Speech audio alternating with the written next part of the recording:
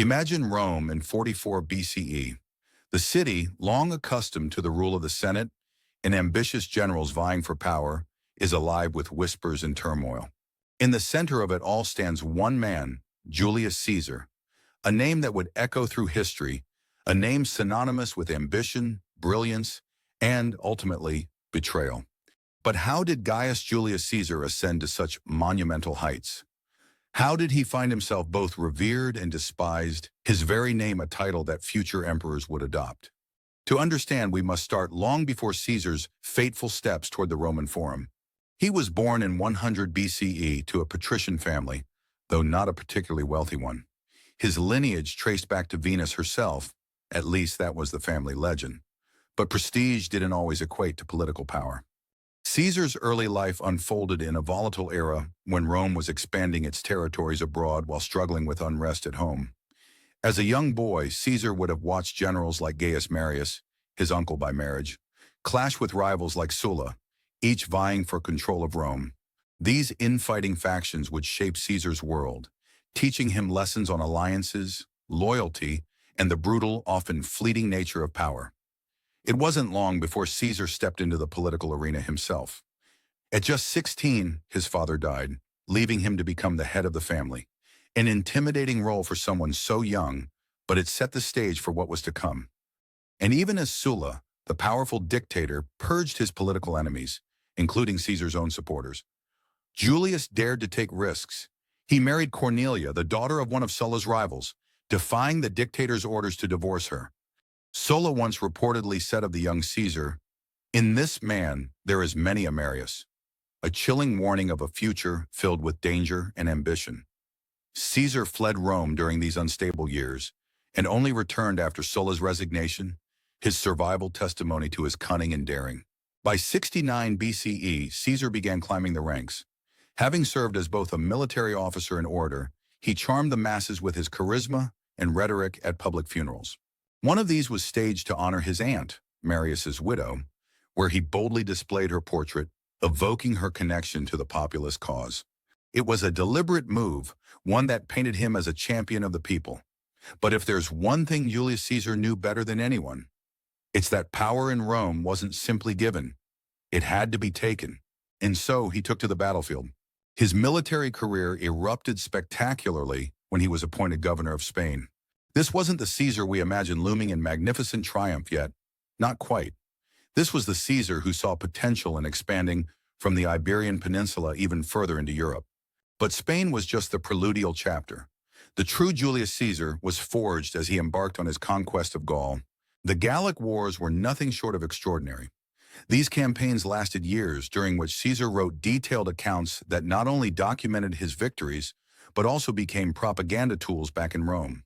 His battles against the fierce tribes of Gaul demonstrated not just military cunning, but supreme political instinct. These victories transformed Caesar into an untouchable figure among both soldiers and the Roman populace. He wasn't a general serving Rome. He was a general reshaping it. While Caesar waged war across rivers and fields back in Rome, an uneasy alliance was falling apart. The first triumvirate, a pact between Caesar, Pompey, and Crassus, had brought stability, albeit briefly.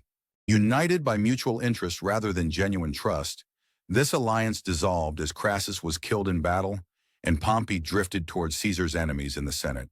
The Republic was cracking under the strain, and Caesar was about to make his boldest move yet. In 49 BCE, standing on the banks of the Rubicon River, Caesar faced a choice. To cross the river was an act of treason, a declaration of civil war, and one that could cost him everything he'd built. Yet to Caesar, the risk was worth the reward. "Alea iacta est," he reportedly said as he crossed. "The die is cast." With those words, Caesar cemented his path, forever altering the course of Roman history. The civil war that followed was swift but brutal. Caesar, despite being outnumbered, used his brilliant strategies to gain victory after victory against Pompey's forces. By the time Pompey fled to Egypt and was assassinated there, Caesar was the uncontested leader of Rome. Or more accurately, he was its ruler in all but name. And here began Caesar's metamorphosis from statesman to legend. As dictator, Caesar implemented sweeping reforms. From granting citizenship to foreigners, to relieving debt and reforming the calendar, yes, the very one many of us use today, Caesar's changes were transformative. But they weren't without controversy. By consolidating power, he alienated many senators who feared the loss of the Republic's democratic principles. For Caesar, though, his rule wasn't about destroying Rome. It was about fixing it. Yet for his opponents, his intentions didn't matter. He was Caesar the tyrant, Caesar the king, two words the Romans had sworn never to entertain again. Which brings us to March 15th, 44 BCE, the Ides of March.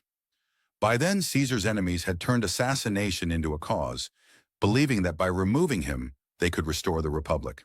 As Caesar entered the Senate chamber that day, he was met not with praise or deliberation, but daggers. It was Brutus, his protege, his supposed son in some rumors, whose betrayal is remembered most vividly. Et tu, Brute? Whether the phrase was actually spoken or immortalized later is uncertain, but its sentiment rings true.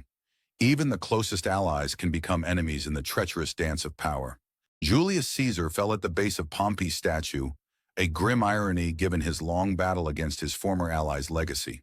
His death was not the end but the beginning of an even greater transformation for Rome. The Republic, already crumbling under strain, would dissolve entirely in the years that followed, replaced by an empire ruled first by Caesar's heir, Octavian, later known as Augustus. Caesar's life was one of unparalleled ambition, of rising above the limitations of his era and reshaping Rome forever. Whether you see him as a hero of the people or a ruthless dictator, Julius Caesar's name remains etched into the foundation of Western civilization. Even in death, the question of who he was, savior or tyrant, continues to inspire debate. One thing is certain, Julius Caesar did not just live in history, he made it.